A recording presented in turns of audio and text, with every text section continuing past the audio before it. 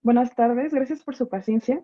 Vamos a dar inicio a la conferencia del día de hoy. Muchísimas gracias por estar aquí el día de hoy con nosotros. Antes de comenzar, voy a dar algunas señales. Por favor, hay que revisar que nuestro micrófono esté apagado para evitar interrupciones al ponente.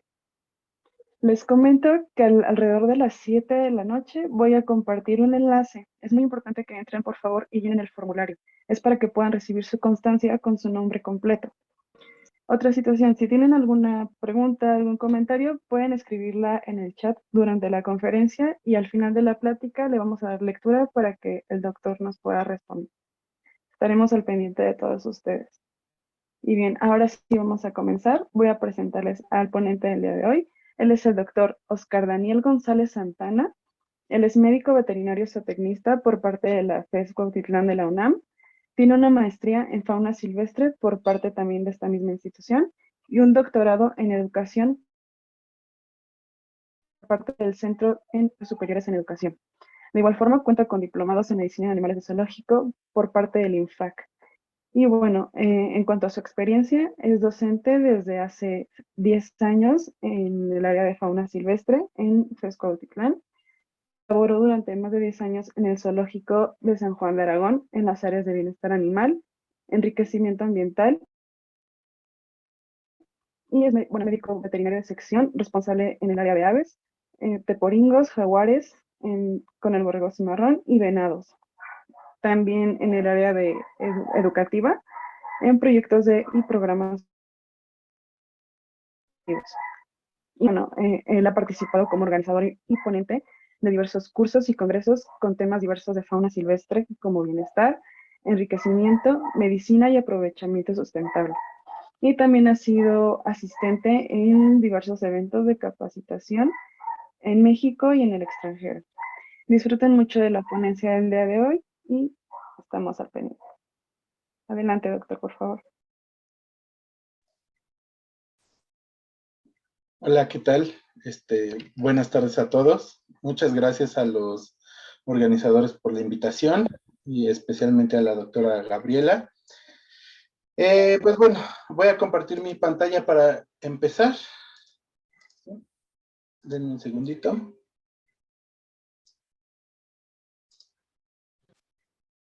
Listo.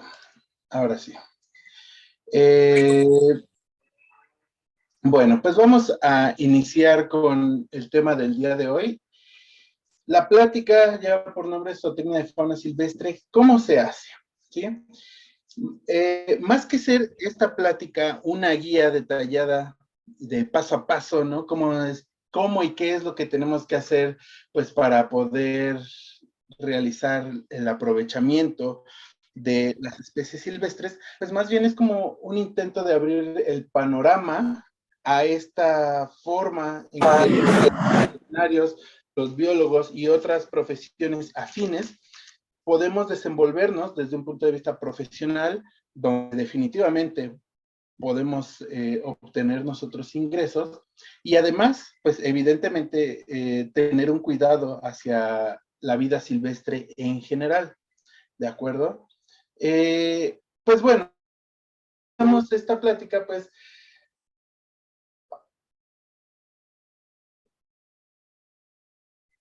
¿cómo podríamos decirlo? Iniciamos, pues todos tenemos de repente, o hemos tenido alguna vez, o conocemos a alguien que tiene animales silvestres en su casa, ¿sí? La persona que tiene tarántulas, ¿sí? La persona que es también afín a los reptiles. No falta también por ahí el compañero, el familiar, el amigo que tiene una ave rapaz, o simplemente utilizamos objetos o artículos que están hechos de partes de animales, ¿sí? Específicamente de animales silvestres, o incluso es muy común ya en la actualidad saber, reconocer y conocer que existe también, por ejemplo, el consumo de carne de animales silvestres. Quizás la carne más común o más conocida podríamos pensar que es la carne de venado, la carne de avestruz, ¿sí? Incluso, bueno, en poblaciones de nuestro país, pues también podemos encontrar el consumo, por ejemplo, de carne de iguana, ¿sí? Entonces, es importante reconocer y recalcar que todo esto es legal, todo esto es posible, ¿sí?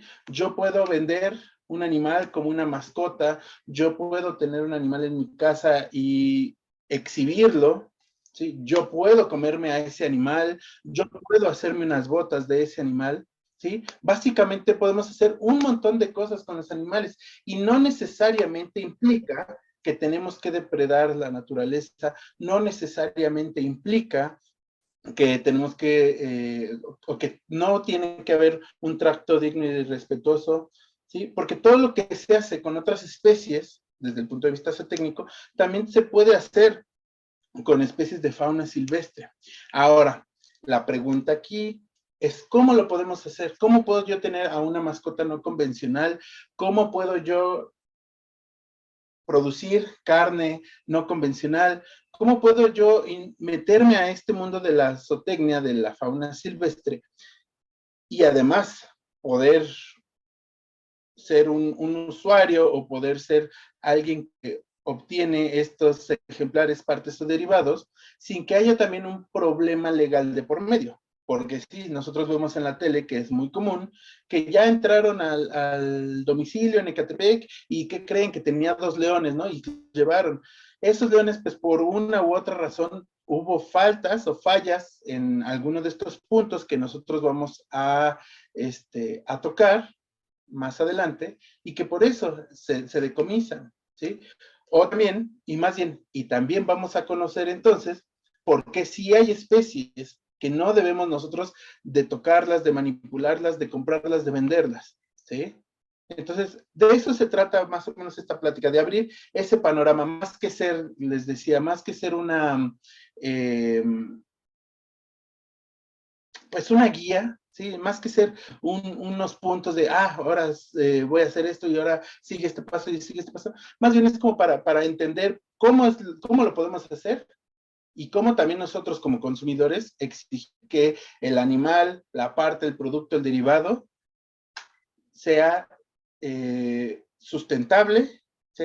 sea producto de un aprovechamiento sustentable, legal y además con bienestar animal, ¿vale? Entonces, bueno, empecemos definiendo un concepto que es el concepto de aprovechamiento, que es un similar al término de zootecnia. Es un término que vamos a nosotros a utilizar mucho durante esta plática y en general en todo lo que tiene que ver con vida silvestre es un término que se utiliza bastante. Podríamos decir que es el sinónimo de zootecnia. ¿Sí? El aprovechamiento como tal, la palabra tal cual, significa aprovechar algo, utilizar algo. ¿Sí? En este caso, vamos a utilizar ejemplares, partes o derivados de la vida silvestre con un objetivo específico.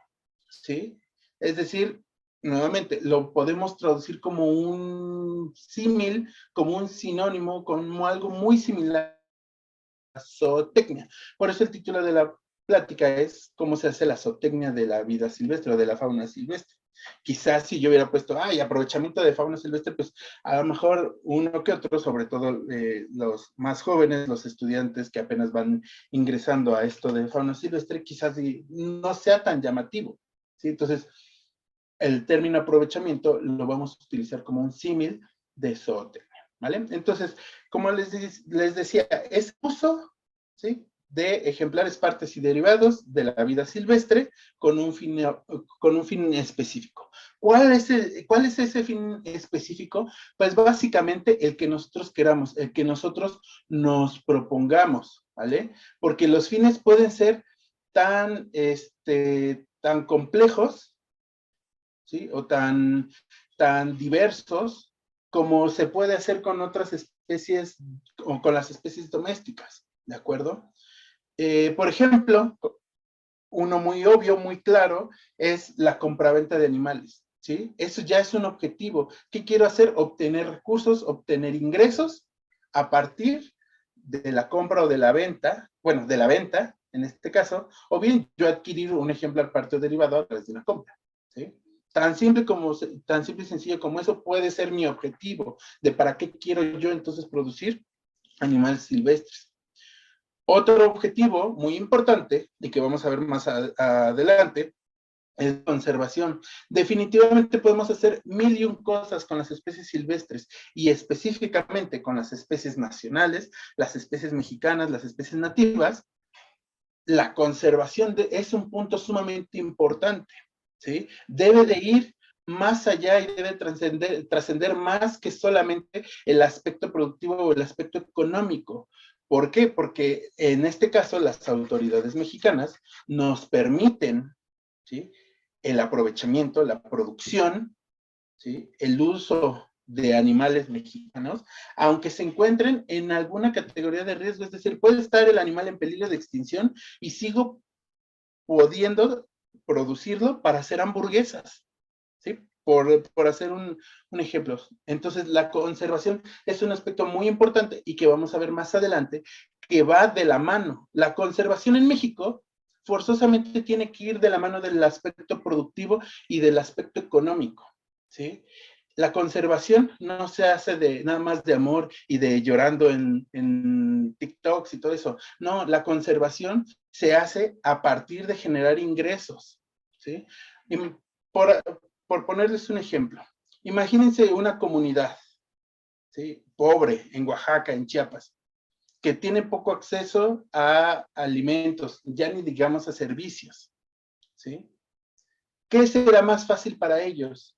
Depredar la naturaleza, bajar animales, bajar monos, bajar pericos y venderlos para conseguir dinero y ese día que su familia pueda comer, o ponerse quizás a trabajar duro, a sembrar en una tierra que a lo mejor no es 100% fértil, con a lo mejor las condiciones menos adecuadas, el gobierno a lo mejor les da vacas de leche y estamos en un lugar súper tropical.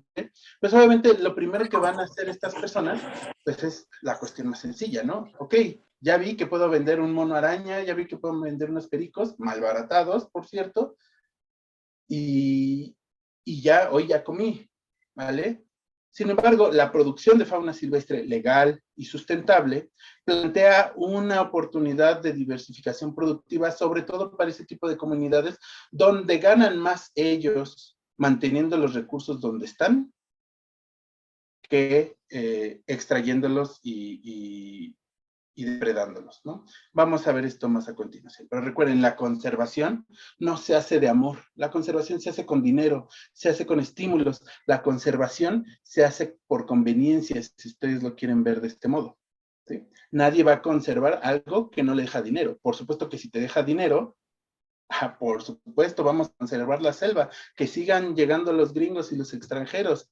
Yo me voy a llevar aquí mi buena lana, no voy a destruir el medio ambiente y yo ya gané pues un dinero, ¿sí? Entonces vamos a tocar este punto un poco más adelante, es muy importante. Pero ojo, la conservación también es un objetivo súper importante y que forzosamente tiene que ir de la mano del aprovechamiento y tiene que ir de la mano forzosamente del aspecto productivo, ¿vale?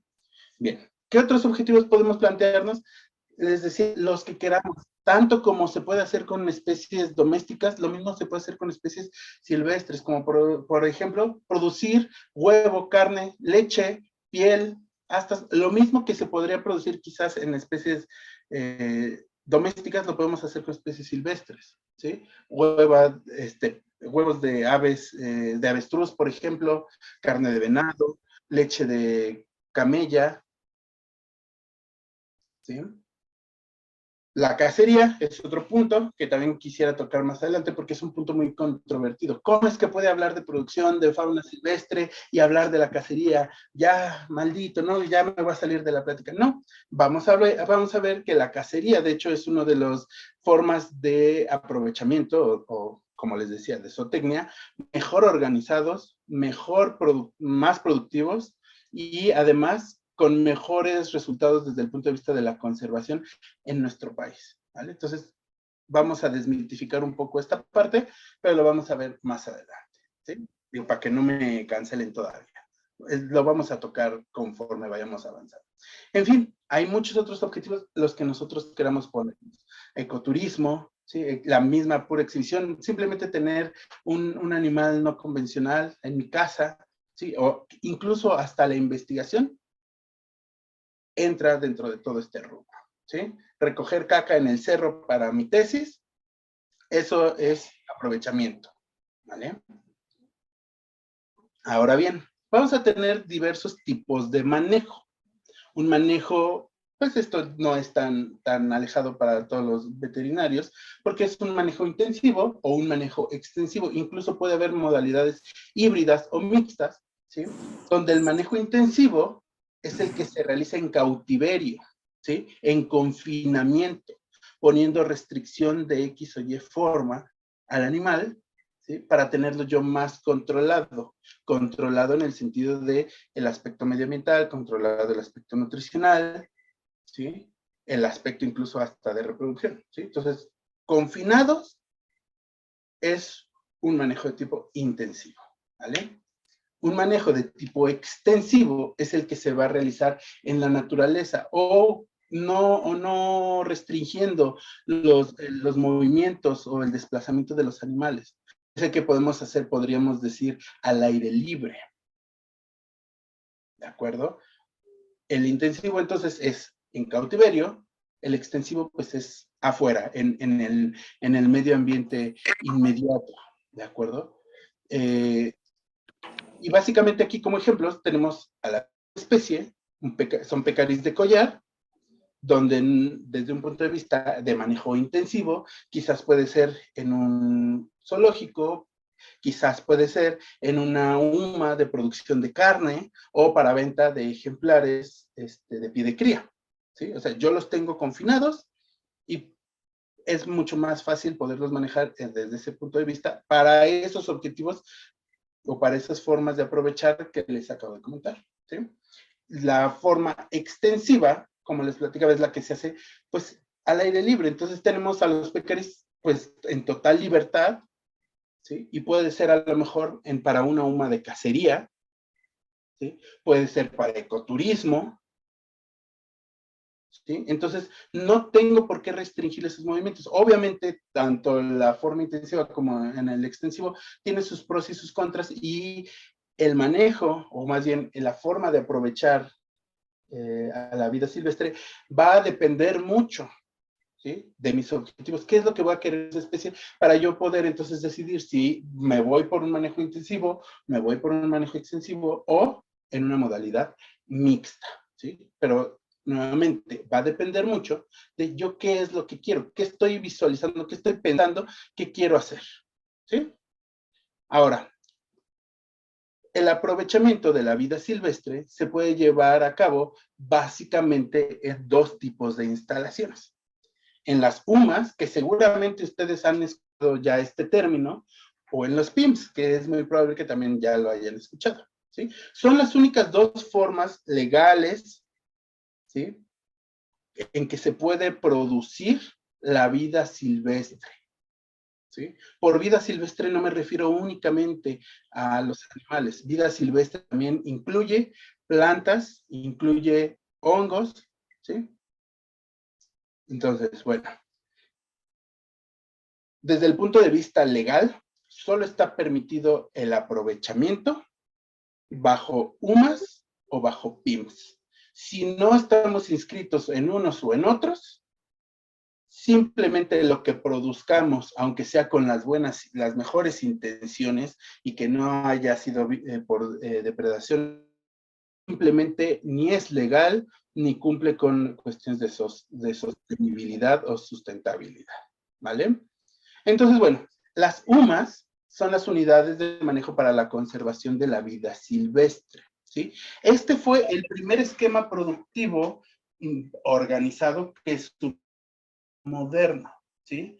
A partir del año 2000 más o menos, aprox, que se crea este esquema de UMAS, se empiezan a homogeneizar todas las actividades de aprovechamiento sustentable que existían en el país. No es que antes de esos años no pudiera haber producción o aprovechamiento de especies silvestres, simplemente que de esta forma era una manera más organizada y donde obviamente podía haber una mejor y mayor vigilancia para evitar cuestiones, por ejemplo, de sobreexplotación, ¿sí?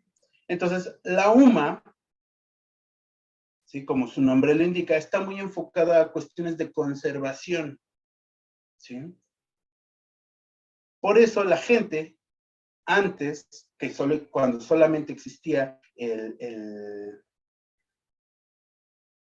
pues cuando solo existían las sumas, cuando todavía no existía los PIMS, ¿sí? La gente que trabajaba con especies exóticas decía, ¿y cómo va a conservar a un león si los leones son de África? ¿No? Puta, pues ¿qué voy a mandar leones hasta África? Me va a salir carísimo. Entonces, había una serie de cuestiones como que no cuadraban y no encajaban al 100% en las sumas, sobre todo hablando de especies exóticas, ¿sí? Y por lo tanto se creó una figura totalmente diferente, que son los PIMS, los predios o instalaciones que manejan vida silvestre, ¿sí? Entonces, ahora sí, ya había una figura que estaba más específica para especies exóticas, ¿sí? Entendemos como exóticas a todas las especies que no son de nuestro país, ¿sí? Pa' fácil. ¿Sí? No exóticas como la teibolera de la esquina, no ese tipo de exoticidad, sino exóticas es el término adecuado para hacer referencia a una especie que no pertenece a cierta zona en específico. Esta zona es México, ¿sí? Entonces, especies que naturalmente no sean mexicanas son exóticas, ¿vale? Entonces, las UMAS, ¿sí? Y los PIMS tienen algunas diferencias muy importantes y significativas, sobre todo porque desde el punto de vista legal, ¿sí? Tratan con cuestiones diferentes y también ellos son tratados de manera diferente. ¿Por qué? Las UMAS se encargan principalmente de trabajar con especies nativas o que se encuentren en alguna categoría de riesgo, es decir, especies mexicanas, ¿sí? Ahora, estas especies mexicanas, ¿sí? Su principal objetivo de las UMAS es la conservación, ¿sí? Por supuesto que yo puedo vender ajolotes, puedo producir carne de venado, ¿sí? Claro que se puede. Sin embargo, el principal objetivo de estos centros es la conservación, ¿vale?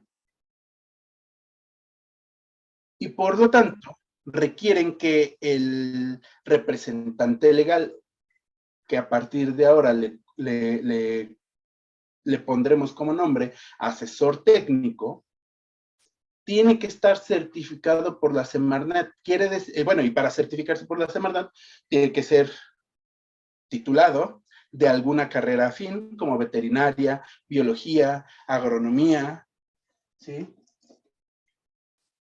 Debe de tener además experiencia comprobable en el área. Por lo tanto, si ustedes se dan cuenta, trabajar con UMAS necesita un poquito más de requisitos. ¿Por qué? Porque el objetivo principal es trabajar con la conservación de las especies mexicanas. A la Secretaría del Medio Ambiente le interesa, debería de interesar,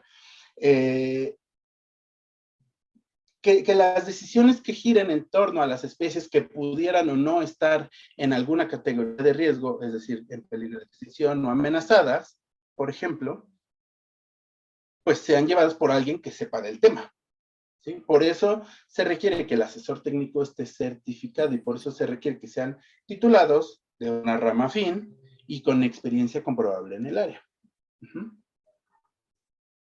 Los PIMS o los predios e instalaciones que manejan vida silvestre, están más bien orientados a especies exóticas, como les decía, especies que no son nativas de nuestro país, ¿vale? O bien, también se pueden trabajar con especies que que sean mexicanas, pero que no se encuentren en ninguna categoría de riesgo, ¿sí? Dos ejemplos, los coyotes y los venados cola blanca, ¿vale? Pero bueno, principalmente está orientado para las especies exóticas, ¿sí? Porque no necesariamente el objetivo principal debe de ser o debe de estar orientado hacia la conservación, ¿sí? Por lo tanto, el asesor técnico no necesariamente tiene que estar certificado. Puede ser incluso un estudiante o un pasante de las carreras afines, nuevamente veterinaria, biología, agronomía, etcétera. ¿Sí? Puede ser un estudiante, un pasante titulado, por supuesto, pero sí debe de tener experiencia en el área. ¿Sí? Ahora bien, como les decía, su objetivo principal no necesariamente tiene que ser la conservación. Por supuesto, puede ser un objetivo secundario la conservación, pero no necesariamente tendría que ser el objetivo principal, como sí lo es en el caso de las sumas. ¿Sí? Y básicamente ustedes con un terreno, con un espacio geográfico suyo o de otra persona, pero que ustedes pueden ser el asesor técnico, ¿sí? Ustedes pueden dar de alta ese terreno, incluso su casa, si ustedes quieren, como una UMA o como un PIMS, ¿sí? Se puede dar de alta, el trámite es totalmente gratuito y simplemente llenando unos pequeños puntos, ustedes pueden dar de alta una UMA o un PIMS. En ese sentido, pues no hay mayor problema. El problema viene más adelante, cuando ya toca trabajar con los animales, y ahorita lo vamos a platicar. ¿De acuerdo? En fin. Entonces, hay que decidir qué vamos a hacer en nuestro UMA o en nuestro PIMS. ¿Sí? ¿Qué tipo de aprovechamiento vamos a hacer? Puede ser un aprovechamiento extractivo o un aprovechamiento no extractivo. Extractivo, como su nombre lo indica, es cuando extraes algún ejemplar parte o derivado, ¿sí?, de la vida silvestre. No necesariamente que lo extraigas, ¿sí? No es como que para traerte una iguana de mascota, tenga que ir a la selva y traerla. No necesariamente es esa extracción, pero sí que el aprovechamiento o que el manejo sea fuera del hábitat natural. ¿Sí? Entonces, cualquier aprovechamiento que se haga afuera del hábitat natural de las especies, no necesariamente tiene que implicar que lo saquen de ahí. ¿Sí? Ya con que esté fuera del hábitat, aunque haya sido producido en cautiverio, ya se considera aprovechamiento extractivo. ¿Sí? Y puede incluir ejemplares, partes o derivados, es decir, el animal como tal, un pedacito, como una pierna, ¿sí?, o un derivado de estos animales. Un derivado, por ejemplo, puede ser un asta, ¿sí?, que se cae cada año, o una pluma que se cae. ¿Vale? Por otro lado, el aprovechamiento no extractivo es el que se hace dentro de su hábitat y que no implica la remoción en lo absoluto de ninguna parte, derivado o ejemplar. Y aquí básicamente el ejemplo más importante de aprovechamiento no extractivo es el ecoturismo. ¿Sí? Cuando ustedes van y nadan con tiburones ballenas en Los Cabos, ¿sí?, o van a observar ballenas también en Los Cabos, no es como que se lleven al tiburón ballena a su casa, ¿sí?, ni un pedacito de él, ¿no? Van y lo observan en la naturaleza. ¿Sí? Eso es aprovechamiento no extractivo. Lo hacen en su hábitat natural y no se tiene por qué sacar la remoción de los ejemplares, partes ni derivados. ¿Sí? Entonces, para retomar, el aprovechamiento extractivo es el que se hace fuera del hábitat natural de los animales y el no extractivo el que se hace en su hábitat natural. ¿Sí? Y bueno, a todo esto, ¿y cómo maldita sea se hace la zootecnia de fauna? ¿No? Ya estuvo suave de definiciones y cosas así, vamos a lo interesante. Pues bueno, una vez que definimos el animal que vamos a utilizar, para qué lo vamos a utilizar y en qué tipo de instalación, me refiero en UMA o en PIMS, ¿sí? Por ejemplo, aquí tenemos venados, diferentes formas de aprovechar venados, ¿sí? Podemos aprovechar venado en carne, ¿sí? Podemos aprovechar su piel, podemos tener venados, ¿sí?, por ejemplo, para acariciarlos, para darles de comer, para que vaya la gente y les cobremos la entrada por hacer la chamba de alimentar a los animales. La cuestión de investigación, les decía, ¿no? Recoger caca de venado, eso ya es aprovechamiento. La cacería, sin duda, e irlos a ver en la naturaleza, ¿sí? ¿Qué es lo que queremos hacer con ese venado? Tenemos muchas cosas que podemos hacer, y muchas de ellas pueden ir de la mano, ¿sí? Entonces lo voy a hacer en NUMA o en STEAMS, ¿sí? Una vez que definimos eso, ahora sí, a lo que sigue. ¿Qué es lo que debemos de hacer después? Elaborar un plan de manejo. Quizás es la parte más complicada, o una de las partes, no es la parte más complicada, pero es como la más de cuidado. ¿Por qué? Porque todo lo que ustedes pongan en este plan de manejo va a ser utilizado en su contra, al menos por parte de las autoridades, ¿sí? Ahorita retomo este comentario. Ahora, el plan de manejo es un documento legal, ¿sí? Es un documento técnico que permite el aprovechamiento sustentable. Este es background, este es el trasfondo del aprovechamiento, ¿sí? Para que ustedes tengan su hamburguesa de cocodrilo en la mesa, forzosamente por detrás tuvo que haber una parte legal, ¿sí? Una parte legal que respalde la producción de ese bicho, ¿sí? Eso es un plan de manejo, el respaldo legal, ¿sí? De que lo que sea que hayan producido fue producido bajo un esquema de legalidad, de sostenibilidad y además de trato digno y ¿sí? Ahora, el plan de manejo, en el caso de las sumas, es además, se considera como una herramienta para la conservación, porque aquí se va a plasmar todas las actividades que se hacen y que se deben de hacer y que se van a hacer, y que en el caso de las sumas, pues tiene que ir muy enfocado también a cuestiones de conservación, ¿sí? Entonces, el plan de manejo, como les decía, es un documento técnico y legal. La verdad es que es complicado hacer este tipo de documentos porque piden muchos requisitos y ahorita vamos a conocer qué requisitos son los que se piden para elaborarlo, ¿sí? Por eso es importante que el que vaya a hacer el plan de manejo, en este caso, el responsable técnico, tenga conocimientos, ¿sí? Porque es bastante complejo. Y ya nada más como para endulzarles un poquito el oído. ¿Cuánto se cobra por hacer un plan de manejo? Pues dependiendo del tipo de plan de manejo y dependiendo de la especie, pero más o menos entre unos 10 y unos 20 pesos por plan de manejo. Ahora, cada UMA, cada PIMS, tiene que tener un plan de manejo por cada especie que maneja. Entonces, imagínense un zoológico, si tiene 100 especies diferentes, tiene que tener 100 planes diferentes, ¿sí? Entonces, este es otro aspecto productivo, otro aspecto económico en el que nosotros nos podemos desenvolver, ¿sí? Ahorita platico un poquito más adelante.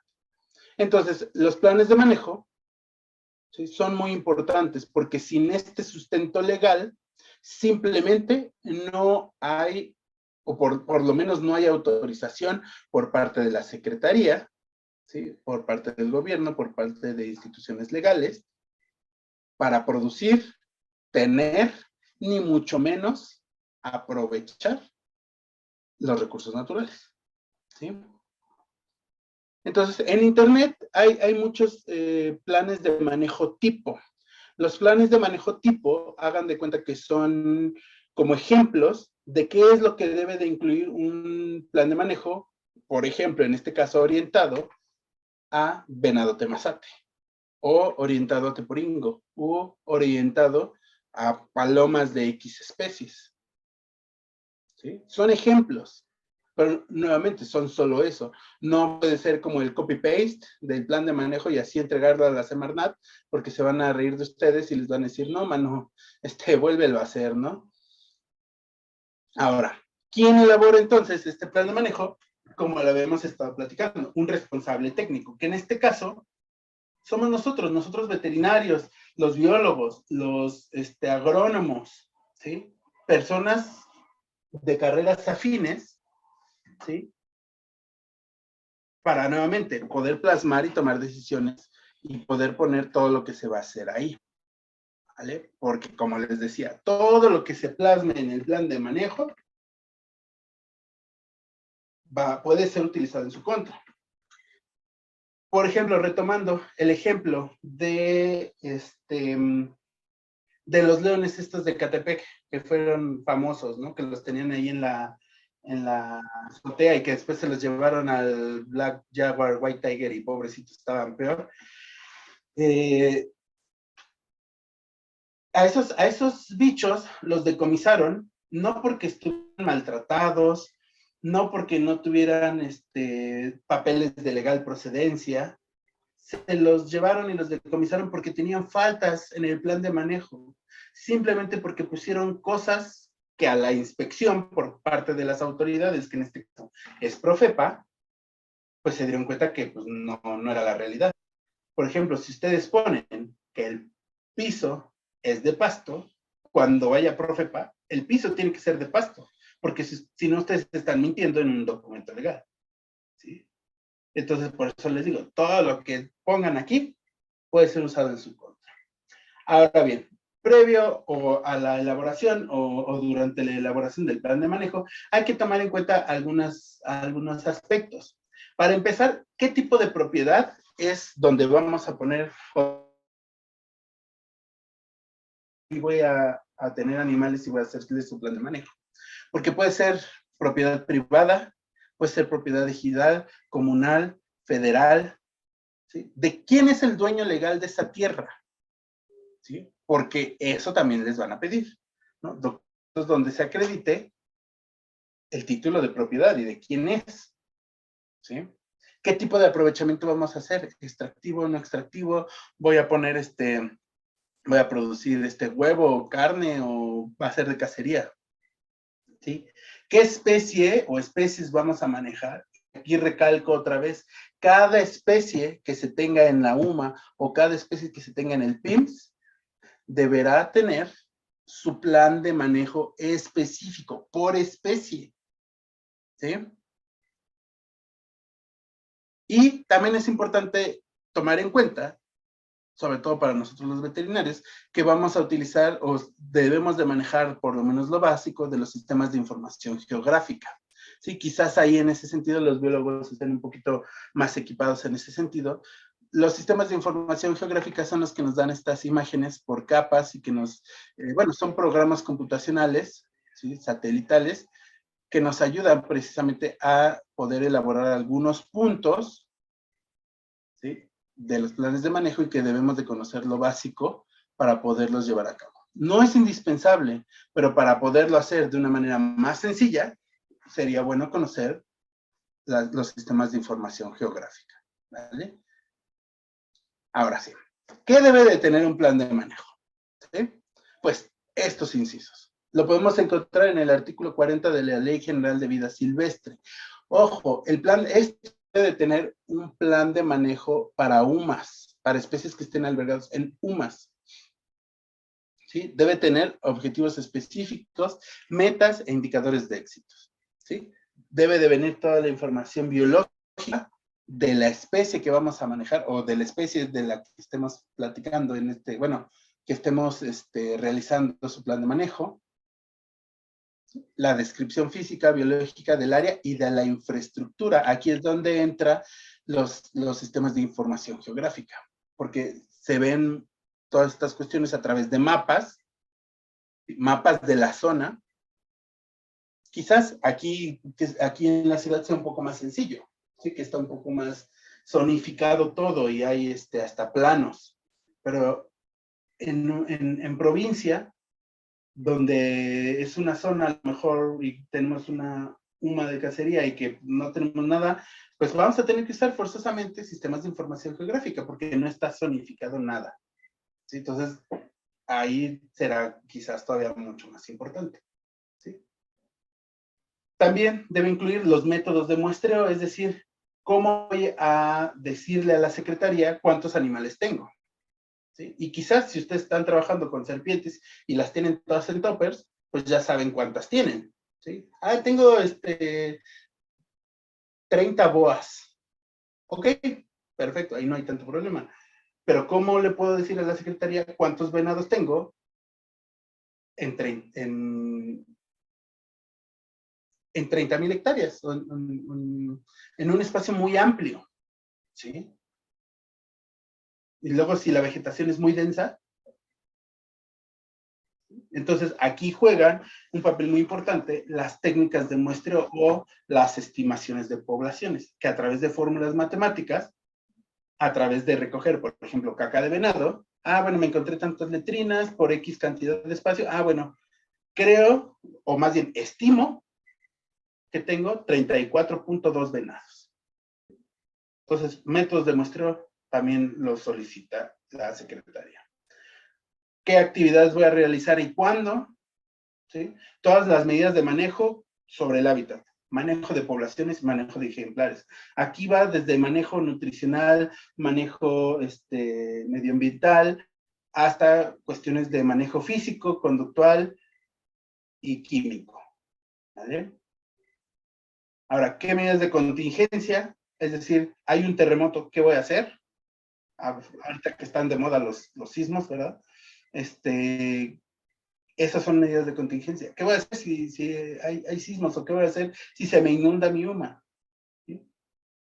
Los mecanismos de vigilancia, ¿sí? Y las formas de aprovechamiento que yo voy a utilizar y el marcaje que voy a utilizar para identificar a mis animales, a mis partes o a los derivados. ¿Sí? Entonces, todo esto ustedes lo pueden encontrar en el artículo 40 de la Ley General de Vida Silvestre. Ahora, para los PIMS, ¿sí? Es el artículo 78, y digámoslo así, que es un poco, bueno, un mucho más específico, ¿sí? ¿Por qué los PIMS piden más información? Porque se supone que son animales que están en confinamiento, que están exóticos, que son exóticos y que por lo tanto hay un mayor control en ellos, ¿sí? Debido a que las especies exóticas fácilmente se pueden volver especies exóticas invasoras, ¿sí? Pueden escaparse, pues obviamente se requiere que ustedes tengan más controlada esa parte. Entonces, muchas de las cuestiones que son extras para los PIMS, precisamente es para evitar los escapes, ¿sí? Para tener más controlados a los animales que estamos manejando bajo este esquema, ¿sí? Por ejemplo, qué confinamiento tienen y cuántos animales tengo. Aquí no es estimar la población. Aquí sí es exactamente cuántos animales tengo. Porque se supone que están en confinamiento, ¿no? Entonces los puedes contar. Aspectos de cuidados clínicos y de salud, de transporte, ¿sí? De higiene, de protección civil, ¿sí? En fin, son aspectos mucho más específicos por la misma razón, por la misma cuestión, que son animales que presuntamente están confinados, que están mucho más controlados y que se puede obtener toda esta información mucho más sencillo que en el caso de las sumas, les decía, en un área muy extensa, ¿sí? Pero bueno, no se preocupen, de todos modos la grabación me parece que se las van a mandar, y si no, bueno, pues está en el artículo 78 de la Ley General de Vida Silvestre, ¿vale?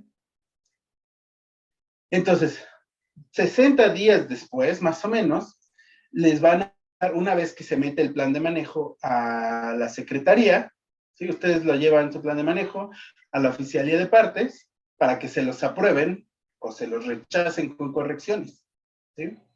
Lo ideal sería que se los aprobaran, ¿sí?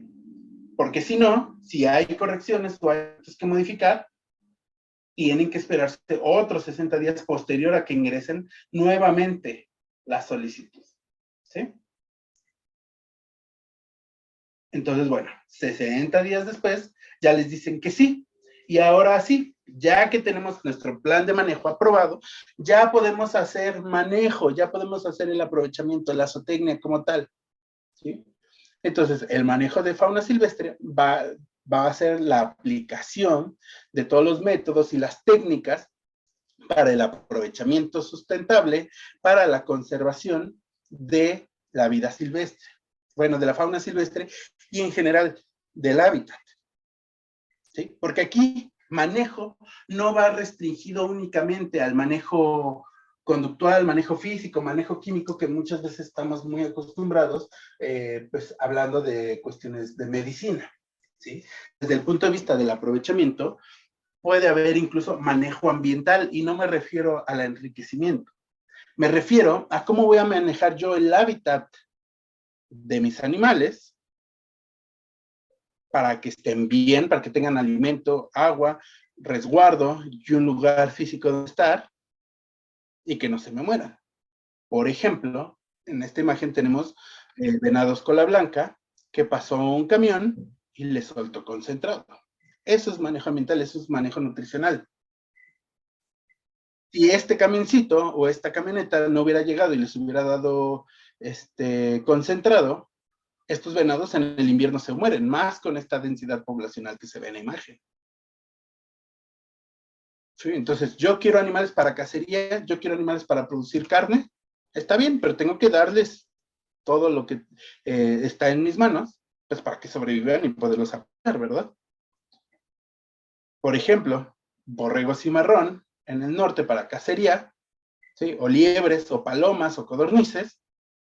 Si no les doy agua, se me van a morir de sed, y entonces, ¿cuál producción? ¿Sí? Entonces, es similar a lo que podríamos hacer quizás con especies domésticas, pero en lugar de irles y tirarles el forraje en sus corrales, voy y les siembro hierbas y arbustos para que se alimenten de eso, o para que tengan donde esconderse y no estén estresados, ¿sí? Y entonces me sean productivos. Ese es el manejo de fauna silvestre. Entonces el manejo es mucho más amplio que solamente ir y agarrar a la vaca y órale, te insemino. No, y no es para hacer menos a ese tipo de zootecnia, ¿no? No, para nada. Pero sí es para ejemplificar que es diferente, ¿sí? Muchas de mis acciones van dirigidas al medio ambiente inmediato, al hábitat donde se encuentran los animales, para darles lo mejor: agua, alimento, resguardo. El resguardo va al resguardo del clima, resguardo de los depredadores, ¿sí? Para que entonces sí, lo que yo esté pensando que quiero hacer, se logre. ¿Sí? De nada me sirve un animal muerto de hambre, de sed, o todo estresado y cero productivo porque no tiene dónde esconderse. ¿Sí? Entonces, el manejo, vamos a tener que, el de fauna silvestre, que hay de dos tipos: el manejo directo y el manejo indirecto. El manejo directo es el que voy a hacer sobre mi población, sobre mis individuos, ¿sí? El meterles vitaminas, ¿cómo se llama? ¿Cómo se llama? Sí, el estarlos revisando, manipulando. Y el manejo indirecto es el que les platicaba ahorita, es sobre el medio ambiente, que al final también va a repercutir sobre mi población, sobre mis individuos, ¿sí? En este caso, no estoy tocando al animal, estoy sembrando pasto, estoy sembrando hierbas, estoy poniendo ¿cómo se llama? Bebederos artificiales, ¿sí? Y todo para que mi animal esté cómodo, tenga alimento, agua, cobertura, y entonces sí, para tener yo mi producción, ¿sí? Vamos a dar unos ejemplos rápidos y con algunas consideraciones. Por ejemplo, para la venta de ejemplares vivos, para mascotas y pie de cría, que es algo que está pues muy de moda y que cada vez es más común que las casas tengan este tipo de animales, y que nosotros, por lo menos hablando desde el punto de vista de los veterinarios, pues además es una fuente más de trabajo, porque llegan estos animales a los consultorios, y ni siquiera tenemos que tener un consultorio. Por lo menos los veterinarios nos dediquemos a lo que nos dediquemos, siempre va a haber quien nos diga: Fíjate que le regalaron a mi hija tal animalito. Fíjate que me encontré no sé qué. Entonces, es un mercado, pues, creciente, ¿sí? Entonces, ¿qué consideraciones debemos de tener para la venta? Por supuesto, la producción, ¿sí? O sea, la reproducción, el crecimiento, la venta de estos animales. Pues bueno, para empezar, que debe de haber un trato digno y respetuoso, ¿sí? Que los animales, y esto quizás vaya a ser muy redundante de aquí en adelante, pero es importante, no porque sean animales silvestres dejan de sentir, no porque sea una tarántula que no la oímos gritar o quejarse, o una serpiente que no tiene los ojitos medio cerrados porque se siente mal, porque no tienen párpados, no quiere decir que no sientan hambre, dolor, cansancio, incomodidad. ¿Sí? Y no porque sean animales que nos vamos a comer o que vamos a tener en un trofeo, significa que debemos también de tratarlos mal. No, desde el punto de vista pues, legal, incluso, el trato digno y respetuoso es uno de los puntos más importantes para la zootecnia y el aprovechamiento de la fauna silvestre. Entonces va a ser un poquito redundante porque en todos los, pues, obvio, en todas las formas de aprovechamiento tiene que haber trato digno y respetuoso, ¿sí? Simplemente es como a manera de recordatorio, para que no se nos olvide que independientemente de lo que hagamos, debe de haber bienestar animal. Entonces, bueno, trato digno y respetuoso en todas las etapas productivas. Tenemos que estar bien seguros de que nuestros animales, nuestros pie de crías, tengan legal procedencia. Ahorita vamos a avanzar un poco y vamos a mostrar qué es eso, pero bueno, a ver qué características tienen que tener los documentos de legal procedencia, pero es un documento que avala que mi animal fue producido en un esquema de legalidad y sostenibilidad. ¿Sí? Por ejemplo, este documento que ustedes ven a la izquierda es un documento que se considera como, o sea, que cuenta o que acredita la legal procedencia. ¿Sí? Es un documento de pedimento de CITES, ¿sí? Donde hubo importación de un ejemplar de un país a otro. Bueno, la movilización, la comercialización de un país a otro de X especie, ¿de acuerdo? Pero entonces, para poder nosotros producir una iguana que voy a vender yo sus hijos como mascota, debo de asegurarme que esa iguana, que ese pie de cría, pues también sea legal, ¿sí? De lo contrario, la Secretaría no nos va a dar chance de venderlo, porque tenemos que pedir permiso, por lo menos en las UMAS, tenemos que pedir permiso para que haya venta de estos animales. Yo no puedo vender mi iguana nomás porque sí, ya me nacieron 5, los voy a vender. Pues no, hay que pedir permiso a la secretaría, ¿sí? Entonces, ese permiso solo nos lo dan si todo está en regla. Y una de esas cuestiones es que nuestros animales propios, pies de cría, sean legales. Entonces, aunque me haya encontrado esta iguana tirada en la calle, me la hayan donado, me la regalaron, si yo no tengo el documento de legal procedencia, yo no puedo vender a, ni a este animal ni a su descendencia, porque no acredito que esa iguana fue obtenida bajo un esquema de sostenibilidad legal, bueno, legalidad y trato digno y respetuoso, ¿vale? Entonces, eso es importante. Hay que tomar en cuenta que muchas de estas especies son exóticas y muchas se pueden volver especies exóticas invasoras. Entonces, un aspecto importante es la educación ambiental hacia quien nos esté comprando estos animales, porque se debe de dar muy bien a entender que no pueden liberarse, que no se pueden escapar y que muchos de ellos ya son una plaga o que son una especie exótica invasora en nuestro país. ¿Sí? Y como les platicaba hace un momento, pues es una fuente laboral en general para los veterinarios y sobre todo en la clínica de pequeñas especies, porque cada vez es más la frecuencia que estos animales llegan a consulta. ¿Sí? Y aunque hay ya clínicas especializadas, ¿sí? Todo el tiempo y a todas las clínicas llegan estos bichos. ¿Vale? Bien, otra forma de aprovechar fauna silvestre es a través de la venta de partes y derivados, ¿sí? Que mucho de esto sigue siendo como muy controversial, por ejemplo, los abrigos de pieles, pero no le veo la diferencia realmente con un calzado de vaca, de cabra, etcétera, ¿sí? Se utilizan animales para vestir, para elaborar artículos como botas, como bolsas, cinturones, carteras, etcétera, ¿vale? Igual que como se hace con la piel de vaca, ¿va? Entonces, se podría aprovechar piel, ¿sí? Astas, plumas, huesos, ¿sí? Y aunque no todo está permitido, por lo menos desde el punto de vista legal, como por ejemplo el marfil es un elemento que está prohibida totalmente su comercialización, ¿sí? Entonces, por eso también es muy importante conocer sobre las especies de las que están, sobre las que les están vendiendo los productos. Porque, ojo, aquí vemos el ejemplo de las plumitas que las venden en aretitos, que es muy común que los vendan, que en el parque, que en, ¿cómo se llama? En las plazas, ¿no? Donde venden, inciensos y todo eso, es muy común que vendan, pues, este tipo de ornamentos. Pero deben ustedes saber que eso también requiere un documento de legal procedencia. No se los, no se los pueden vender o no deberían de podérselos vender sin legal procedencia.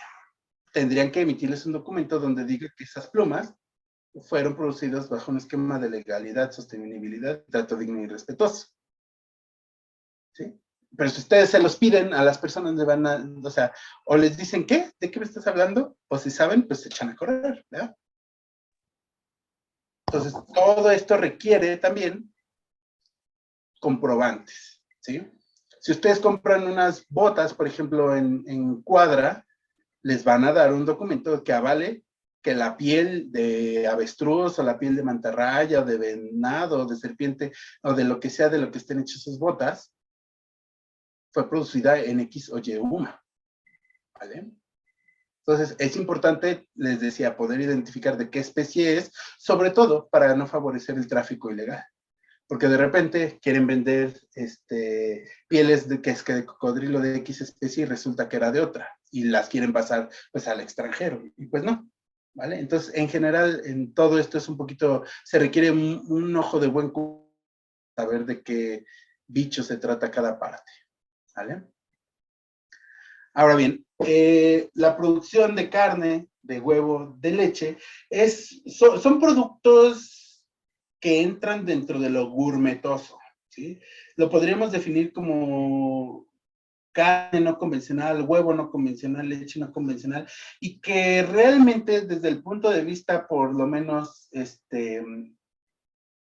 de palatabilidad, no tiene nada que pedirle a a un buen corte de carne de res, por ejemplo, ¿sí? Porque la res está hecha, o bueno, se domesticó y se ha ido modificando y se ha ido seleccionando para dar cierta terneza, cierto marmoleado, ciertas características que a la cocción, ¿no? Huele bien, sabe bien, la terneza, etcétera, ¿sí? Siendo, desde ese punto de vista, la carne de res, pues, se los lleva de calle a todo lo que es carne no convencional, por ejemplo. Sin embargo, pues es algo gourmet, algo exótico, algo que me da a mí como caché, ¿no? Ustedes pueden ir con toda facilidad al mercado de San Juan, ahí cerca de San Juan de Letrán, y comprar ustedes hamburguesa de carne de león, ¿no? Carísima, por cierto, pero la pueden comprar, ¿sí? Pueden comprar, por supuesto, carne no convencional de la más común, como carne de venado, carne de avestruz, carne de cocodrilo, pero pueden encontrar ustedes carne de lo que sea, ¿sí? Y hasta bajo pedido. ¿Quieres carne de jirafa? Sí, no te preocupes, todos los miércoles matamos, ¿no? Entonces, pues, por supuesto, son precios exorbitantes, ¿sí? Que obviamente no cualquiera los puede pagar. Entonces, esto es más bien algo como de algo gourmetoso y algo, pues, más bien de, pues, para darte caché, ¿no? Otra cuestión, por ejemplo, es la leche. La leche camella es una leche que se busca mucho, bueno, en ocasiones se busca porque que a la señora les dijeron que si se baña con leche de camella, pues va a ser bella y se le va a quitar los juanetes, ¿no? Y ahí va a estar la señora buscando leche de camella. Pero en México, básicamente, este tipo de productos está muy orientado específicamente a personas de la comunidad árabe. ¿Sí? Porque es el tipo de productos que ellos están acostumbrados y que al ir aumentando el tipo de comunidad en el país, pues evidentemente también la demanda de estos productos pues aumenta. ¿Sí? Más bien si es por un aumento en la demanda, no tanto como en la cuestión de la carne. Y bueno, cuestiones a considerar, nuevamente, trato digno y respetuoso, acatar todo lo que ver con la NOM 033, que nos habla precisamente sobre el sacrificio humanitario, ¿sí?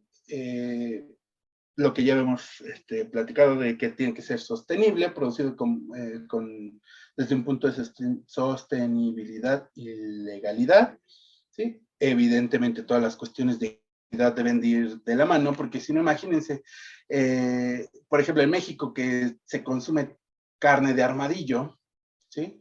Ante un mal manejo de la carne, contaminación cruzada o simplemente malas prácticas de inocuidad o de manejo, al rato andamos todos leprosos, ¿sí? Entonces la inocuidad juega un papel muy importante en este tipo de cuestiones, ¿vale?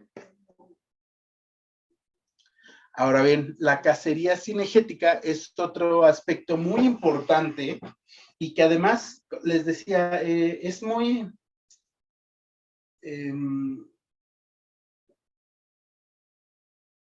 pues muy paradójico, ¿no?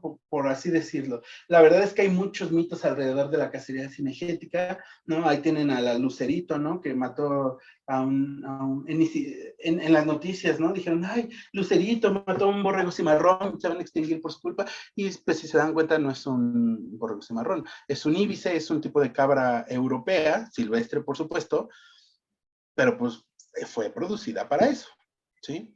Entonces, la cacería cinegética es uno de los esquemas productivos, si no es que el mejor esquema productivo, ¿sí? Mejor organizado y con mayores ingresos en todo el país, ¿sí? Sobre todo en el norte.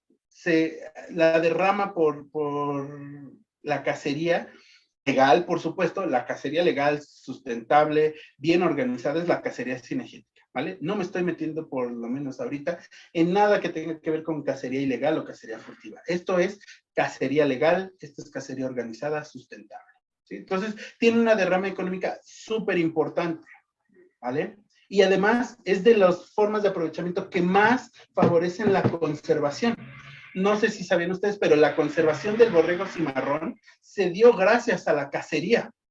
Si no se hubiera planteado el esquema de cacería como forma de conservación al borrego cimarrón, ya estarían muy mal sus poblaciones. Porque además, ¿sí? El borrego cimarrón es una especie sombrilla o también llamada especie paraguas, donde al yo protegerlo para el aprovechamiento, estoy conservando un montón de cosas de manera rápida. El borrego cimarrón se aprovecha a través de la cacería, por supuesto, pero no crean que es como de, ay, toma 20 pesos, ya mátalo, ahí está, no te lo pongo, ahí échatelo, ¿no?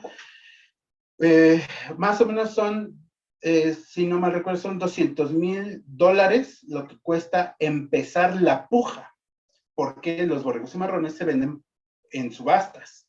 Entonces, la subasta empieza en $200,000, ¿sí? Y obviamente se va para arriba. Entonces, se pueden alcanzar precios exorbitantes por la cacería de un solo ejemplar de borrego cimarrón. Para que un borrego cimarrón pueda ser considerado trofeo, tiene que ser un borrego cimarrón como este de la imagen. Un borrego cimarrón con una cornamenta bastante grande. Quiere decir que es un borrego viejo, es un borrego que ya está sobre representado en la población y que no permite, que los genes de borregos cimarrones jóvenes ingresen pues, con las hembras. Entonces, sus genes ya están sobre representados. Entonces, una forma de manejo es quitar ese borrego viejo. Pero ese borrego viejo cuesta mucha lana, ¿sí? Ahora, se hace toda esta cuestión de la subasta. ¿no? Ya lo habíamos platicado.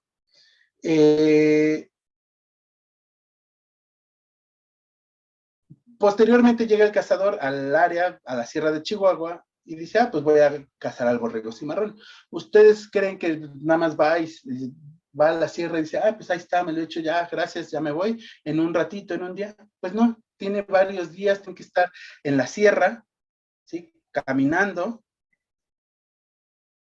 ¿sí? Y pues obviamente no solo, porque si no se va a perder, entonces tiene que contratar a un guía que es de la misma comunidad.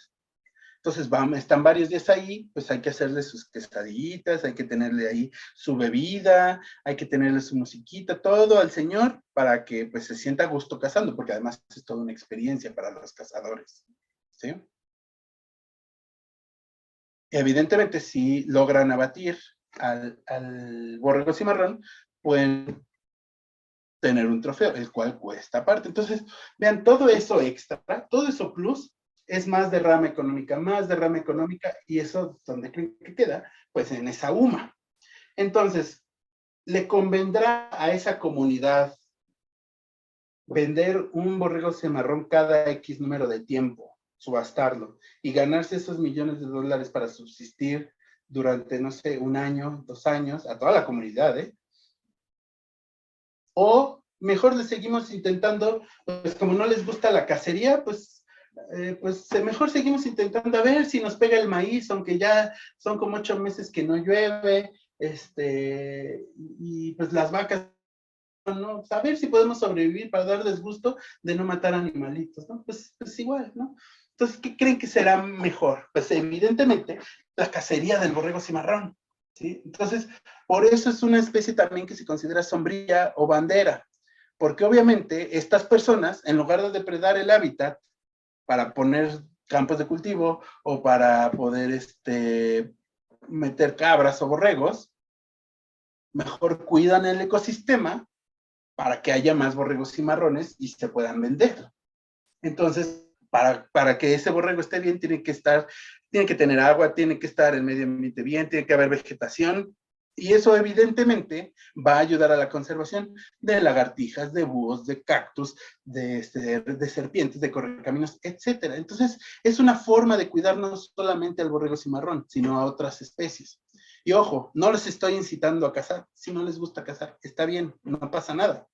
Pero vamos a desmitificar a esta actividad, ¿sí? Porque además está muy regulada, y los cazadores son los principales promotores de la conservación en México. ¿Por qué? Porque ellos quieren seguir cazando, y para que puedan seguir cazando, tiene que haber un hábitat de animales que cazar, ¿no? Entonces, bueno, nuevamente trato digno y respetuoso. Se guían también con la NOM 033, no crean que le disparan 10 veces en el hígado y chino se murió. No, los cazadores son muy respetuosos en ese sentido, tienen un código de ética bastante bien fundamentado, y solo en ciertas zonas específicas pueden realizar disparos, ¿sí? No crean que también se puede cazar con cualquier arma, ¿no? No es como de, ay, ahí te va la granada, ya me eché 10 borregos y marranas. Pues no, tiene que ser a través también de medios permitidos, a través de la ley de fuego y explosivos, que es una ley federal, ¿vale? Y también todo esto tiene que llevar su legal procedencia, ¿vale? Entonces, nuevamente, como les decía, no es como para incitarlos a cazar, ¿no? Si no quieren cazar, casen, o sea, pues ahí es de cada quien, pero es desmitificar esto, ¿vale? Porque hay otra cuestión que se llama cacería de subsistencia.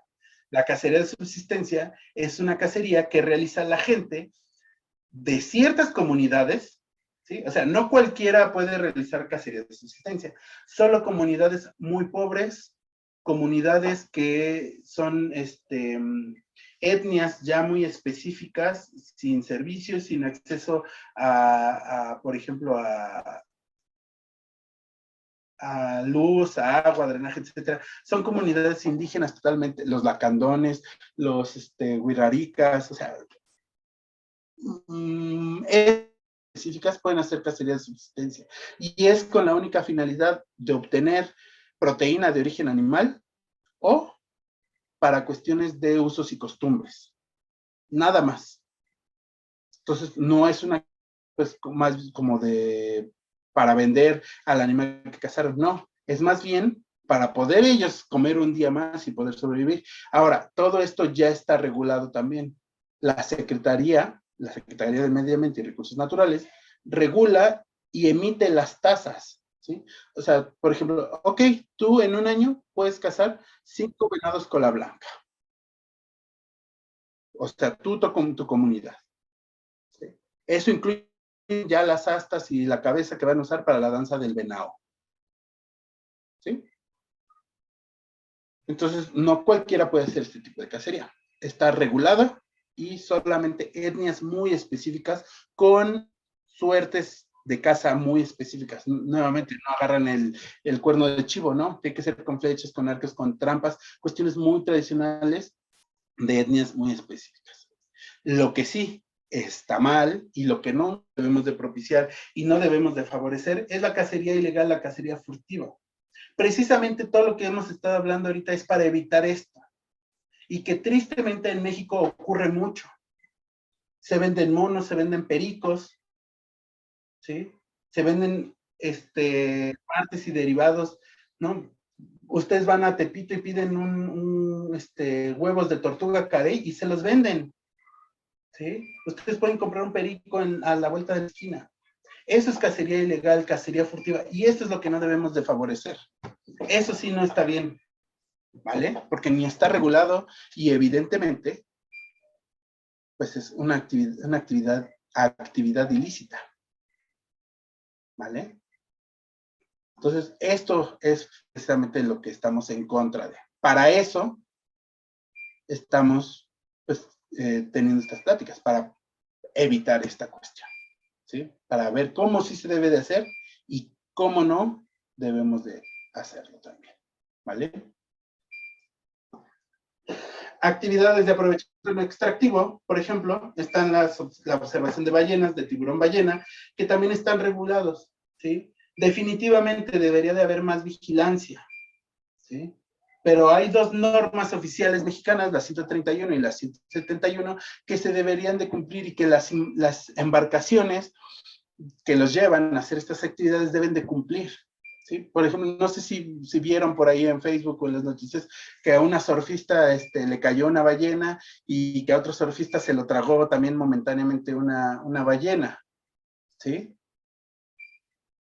Porque no deben de acercarse tanto. Esta ley te dice a cuántos metros te tienes que acercar de un tiburón ballena. No puedes estar nadando así como ellos, no los puedes estar tocando. Si los animales se te acercan, ese ya es otro cantar, pero tú no puedes estar acercándote y estar tocándolos, ¿sí?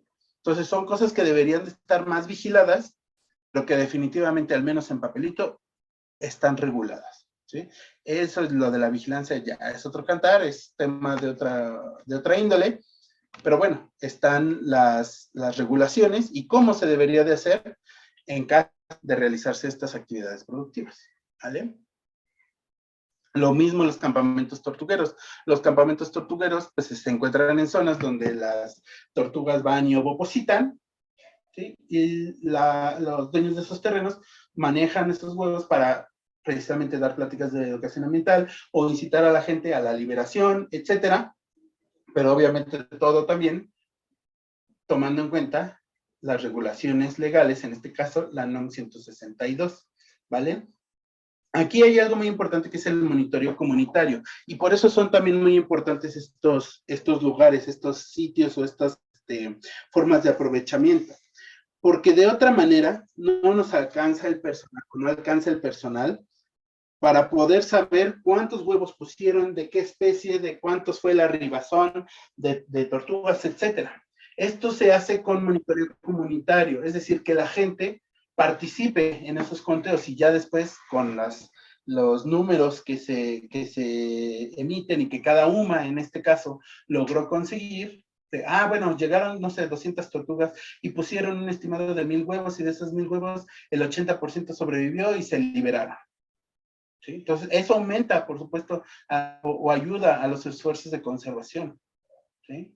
Y que de otro modo los científicos no tienen cómo poder acceder a esos datos, ¿no?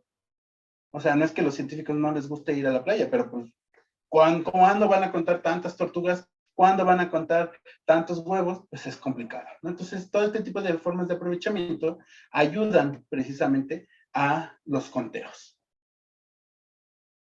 Y bueno, eso fue una ligera embarradita de algunas formas de aprovechar la fauna silvestre. Pero bueno, ahora viene la cuestión del bling bling, del dinero. Ya voy a cosechar, ya voy a hacer mi aprovechamiento. ¿Lo puedo hacer? ¿Sí o no? Para empezar, dependiendo de que si soy UMA o soy un PIMS, ¿sí? Tengo que pedir o no tengo que pedir permiso a la Secretaría para poder vender. En el caso de las sumas, siempre se tiene que solicitar una tasa de aprovechamiento. Es decir, la Secretaría te dice cuántos animales puedes vender. Evidentemente, ustedes tuvieron que haberle avisado primero, a través de los informes anuales de actividades, cuántos animales tienen. Por ejemplo, tengo 300 boas que me nacieron. ¿Sí? De 5 parejas, tengo 300 boitas. ¿Vale? Las quiero vender. ¿Me vas a dar chance? ¿Sí o no? Y, bueno, la secretaria, me voy a adelantar tantito, creo que lo acomodé un poco mal. La secretaría les va a dar un documento como esto. Les va a dar una autorización de aprovechamiento, ¿sí? Y les va a decir de los animales que ustedes solicitaron en el aprovechamiento, cuántos pueden vender. Por ejemplo, aquí este es para aprovechamiento extractivo a través de cacería. Puede vender 2 ejemplares o 2 cintillos cinegéticos de codorniz de California, 420 ejemplares que equivalen a 14 cintillos cinegéticos, 198 de conejo cola blanca, 3 de coyotes que equivalen a 3 cintillos de cobro cinegético. En fin, la secretaría te dice sí y puedes vender tantos. De esas 300 boas que tú vendiste, perdón, que tú produjiste, puedes vender 150, ¿ok? Va. Entonces, yo como vendedor o como productor, tengo que emitir una nota de factura que va a ser lo que acredite mi legal procedencia. ¿Sí? Este documento, la legal procedencia, es lo que ustedes deben de exigir cuando ustedes compren una mascota no convencional, o se compren unas botas de cuero, o compren un bistec de venado. ¿Sí?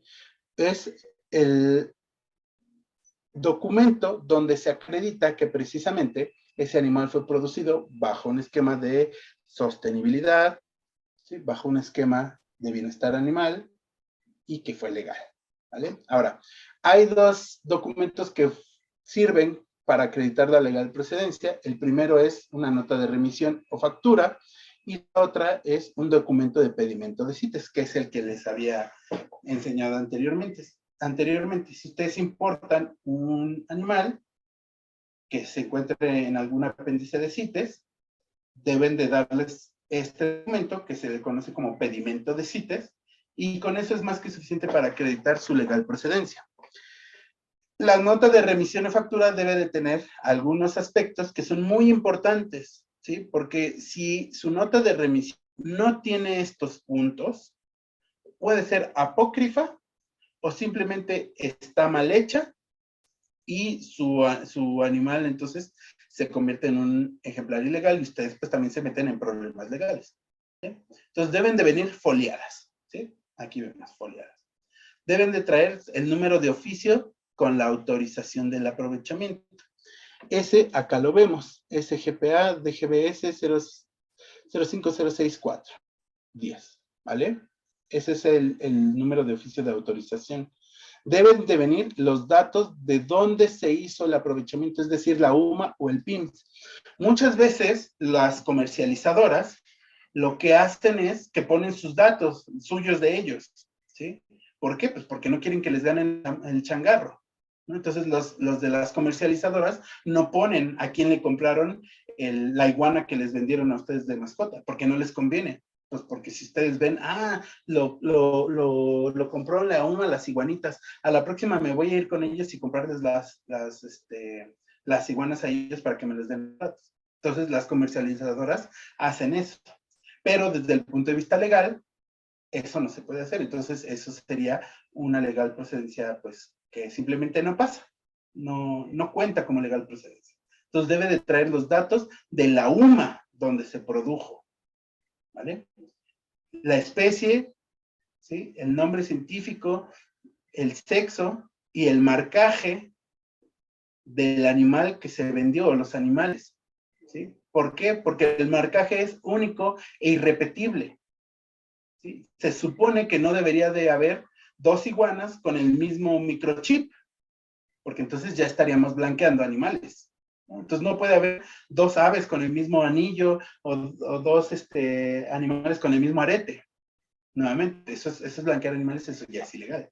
Entonces aquí debe de venir también el marcaje, que en este caso es una aguililla de Harris, hembra, ¿sí? Con un anillo, el saguaro MX013 EAN, ¿sí? Ese es el número de anillo.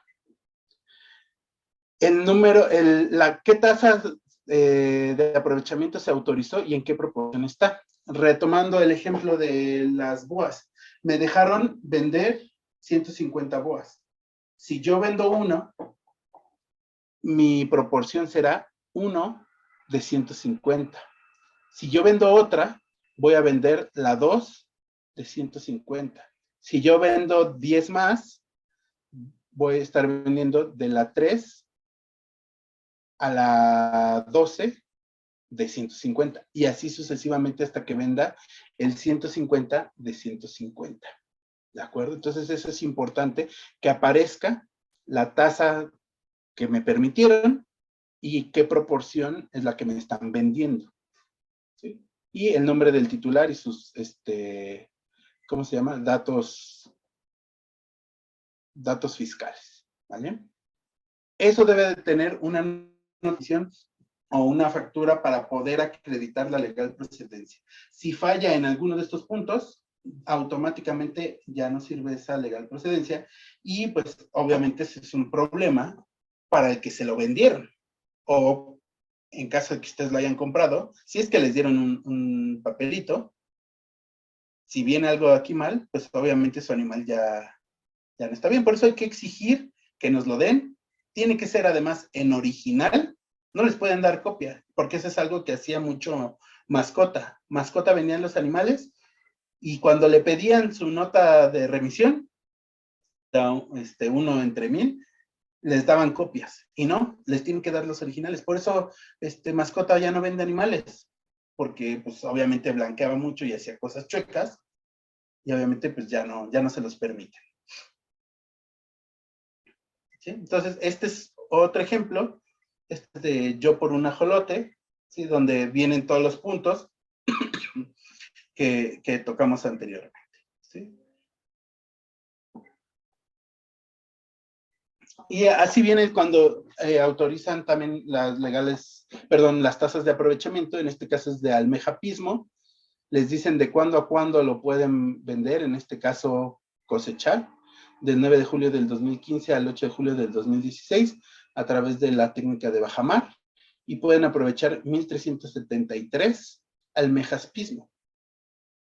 ¿Sí? Entonces, esta es la tasa autorizada. Solo pueden vender o aprovechar este número de ejemplares, ¿vale? Pero obviamente lo tuvieron que haber pedido a la secretaria.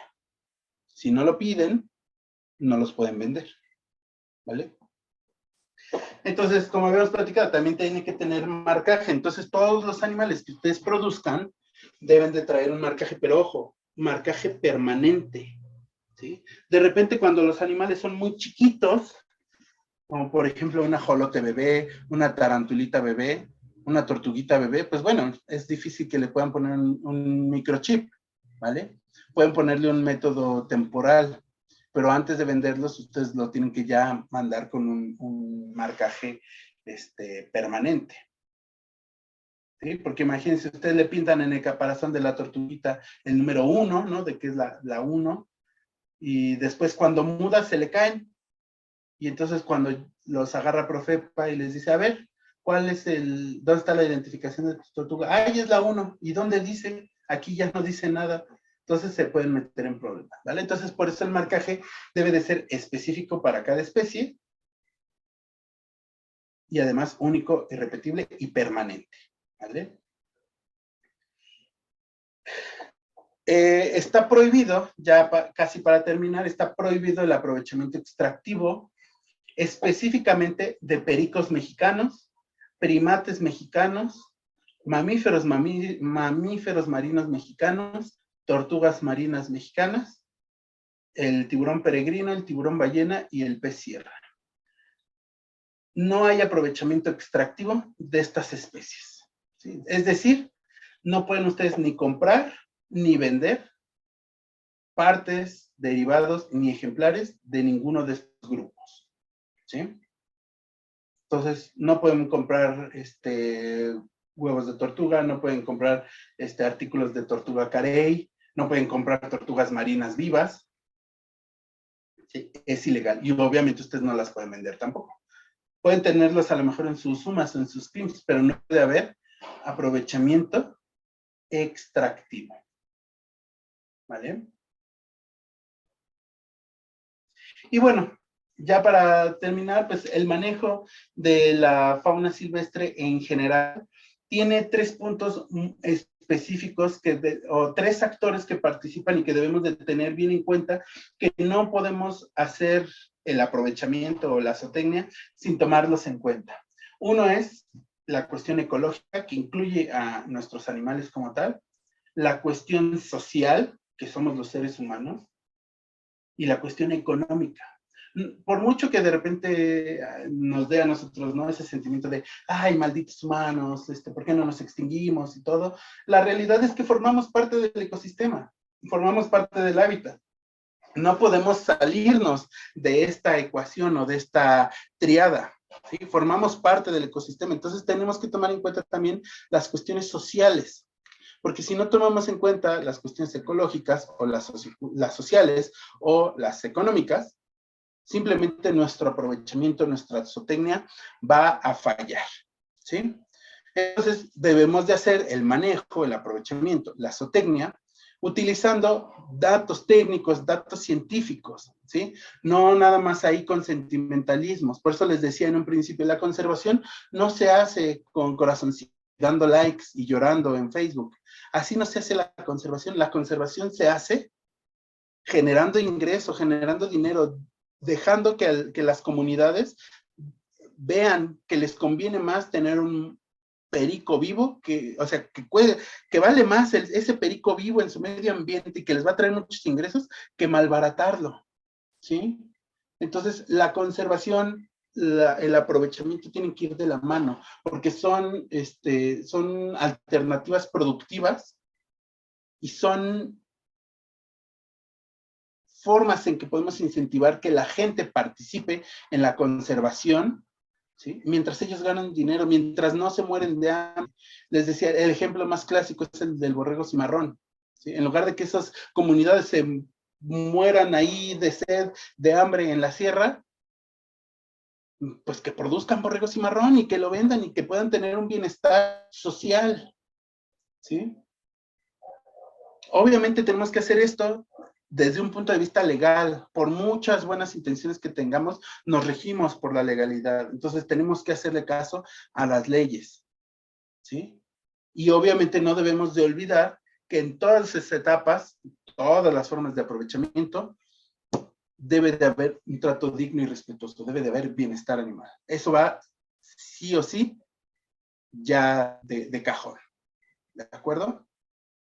Entonces, para concluir y pues ya prácticamente terminar, el aprovechamiento, el manejo de la fauna silvestre nuevamente tiene que ver el aspecto social, el aspecto ecológico, el aspecto económico. No podemos hacer la producción de fauna silvestre sin tener en cuenta 3 actores, estos 3 factores, ¿sí? Entonces debemos de entender que el aprovechamiento de la fauna silvestre debe ser sostenible, debe de ser socialmente responsable y además viable, y, por supuesto, económicamente redituable. Nadie va a conservar algo que no le genera algo. Les decía, aunque sea por mero interés, no importa, ¿sí? Si el dinero los activa y el dinero los influye y los promueve para que pueda haber conservación, adelante.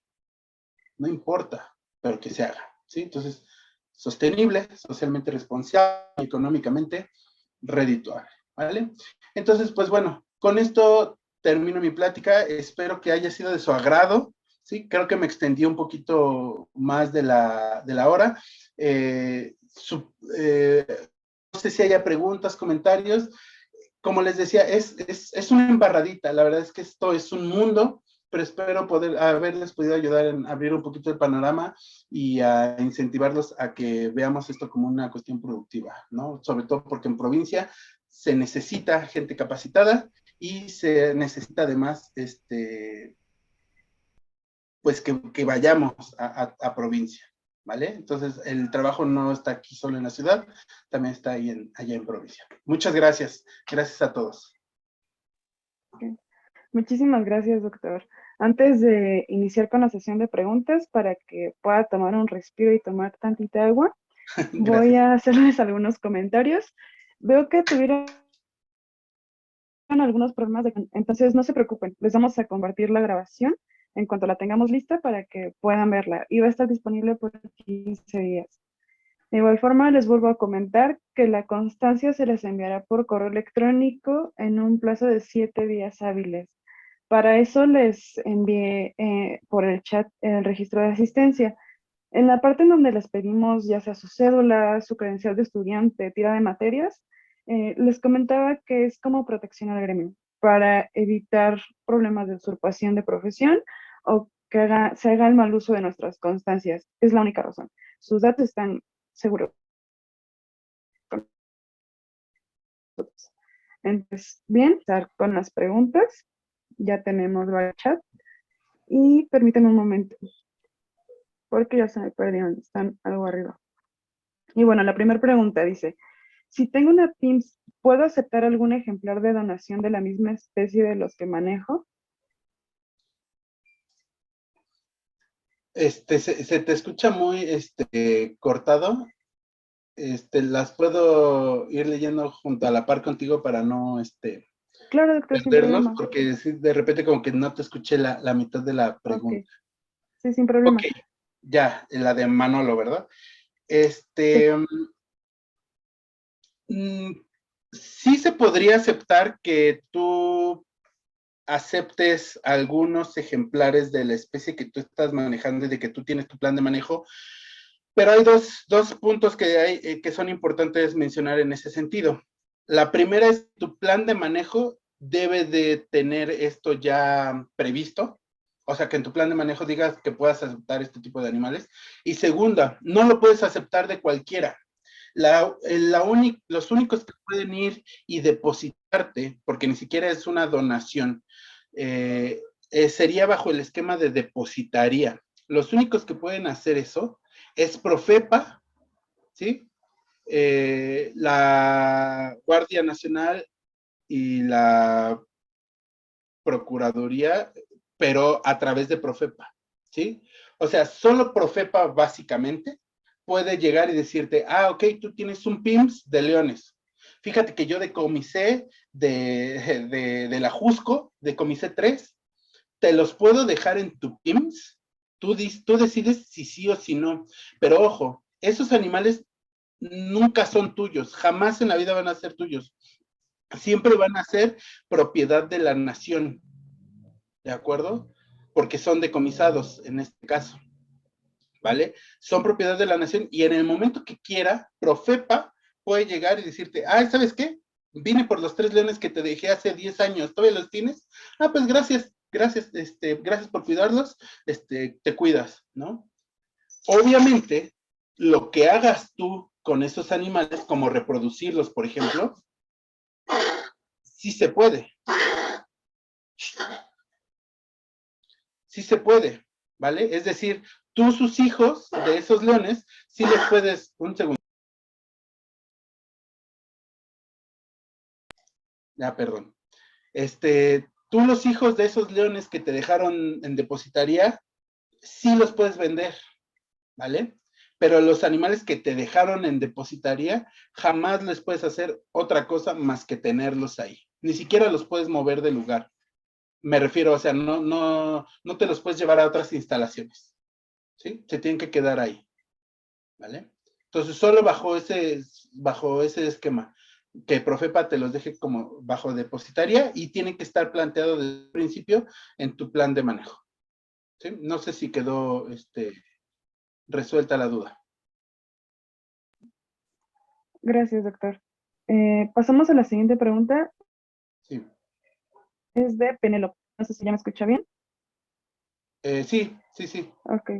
Bueno, dice, si mi iguana tiene su plaquita, o sea, su permiso, ¿tendría que hacer una UMA de iguana para realizar los permisos de las crías? Sí, en efecto, pero ojo, no es lo mismo una plaquita que el documento de legal procedencia, ¿no? Digo, ya con lo que vimos hoy, creo que ya pudo haber quedado un poquito más claro en ese sentido. Y sí, para vender, forzosamente para vender, tienes que establecerte como UMA o como PIMS, ¿sí? Entonces, en ese sentido, si tú quisieras aprovechar a sus crías, tendrías que darte de alta como UMA o como PIMS para poder hacer aprovechamiento de los mismos, siempre y cuando la legal procedencia de tus iguanas cumpla con lo que platicamos hace un momento. Ok, gracias. La siguiente de Ana Karen. En mi comunidad se empieza a ver venados, zorros y un puma que ya ha empezado a hacer estragos con los animales domésticos. En este caso, ¿qué es lo primero que se tiene que hacer? Pues bueno, dependiendo qué es lo que quieras, bueno, primero hay que entender que, bueno, los animales silvestres, pues, de ahí son, ¿no? Llegaron antes que tú, por así decirlo. Desde cierto punto de vista hay que ser tolerantes, sobre todo si tú tienes alguna injerencia en las decisiones que se toman.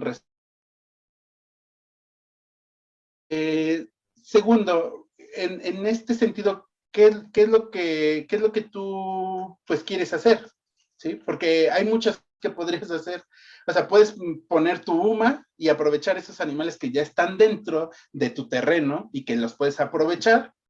O no sé si lo que te refieres con qué se tiene que hacer es a lo mejor desde el punto de vista de control de depredadores, que si es así en ese sentido, primero tendrías que asegurarte para empezar, que sean quienes hacen los estragos, porque muchas veces son perros y gatos ferales los que hacen esos supuestos estragos causados por la fauna silvestre, ¿sí? Y bueno, en dado caso que fuera el control, primero tendrías que hablar con Profepa y con la Semarnat para que hagan un estudio, ¿sí? Para poder traslocar o movilizar a los animales en dado caso de que sean animales en peligro de extinción, o bien dar alternativas, ¿sí? Porque hay animales, hay especies con las que se cuenta seguros ganaderos, ¿sí? Que si tu vaca, por ejemplo, sí fue matada por X especie, como por ejemplo el jaguar, el gobierno a ti te da dinero, pues como para compensar que el jaguar pues se haya comido tu vaca. Pero ojo, esto tiene que ser muy bien fundamentado porque si no fue un jaguar, pues ni modo, o sea, ya no te van a dar nada. ¿Sí? Entonces ese seguro ganadero, pues evidentemente está muy enfocado a ciertas especies, como por ejemplo el lobo mexicano o jaguar, ¿no? Entonces va a depender mucho de qué es lo que tú tienes pensado en eso primero que se tiene que hacer. Pero definitivamente primero es aumentar las medidas en caso de estragos de carnívoros, pues aumentar las medidas de bioseguridad para evitar que pues se metan o que puedan ellos hacer el estrago. Y por otra parte, recuerda que los carnívoros pues muchas veces atacan al ganado, perdón, cuando no hay presas para ellos. Entonces, si no hay venado, si no hay guajolotes, si no hay otros animales que ellos puedan comer de vida libre, pues evidentemente irán a lo otro más cercano, que es pues cerca del hombre, ¿no? No sé si haya quedado más o menos resuelta la duda. Pero bueno, en dado caso, habrá que hacer también aviso a las autoridades. La siguiente pregunta. ¿Qué se necesita para conseguir la certificación como asesor de UMAS por Semarnat? Bueno, primero que nada habrá que tener el título con cédula y en la página de Semarnat me parece que se encuentran los formatos que tienes que llenar.